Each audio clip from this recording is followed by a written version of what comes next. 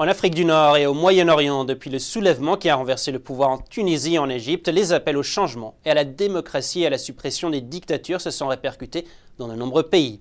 Le 13 février dernier, de violentes manifestations ont éclaté en Libye réclamant le départ du dirigeant Kadhafi. Mais le régime en place a montré sa détermination à ne pas céder et réprime violemment les manifestations, causant des centaines de morts et donnant lieu à une guerre civile. Ces dernières semaines, les Nations Unies ont voté l'intervention armée d'une coalition internationale dans l'intérêt des populations civiles. Voyons cela.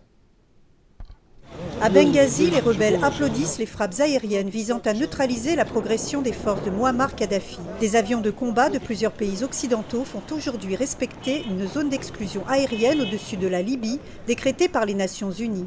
L'action militaire a pour but d'empêcher les forces gouvernementales libyennes d'attaquer les civils. Les citoyens libyens affirment être reconnaissants de cette intervention et du fait que l'approvisionnement de la ville n'ait pas été affecté.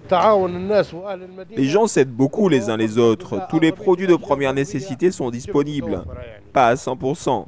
Mais nous avons de tout, dans une certaine mesure, Dieu merci.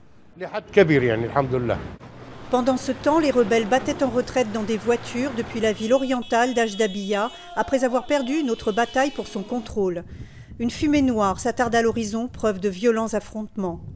Les rebelles affirment avoir lancé une offensive après que les frappes aériennes occidentales aient pris pour cible les troupes de Kadhafi dans la région.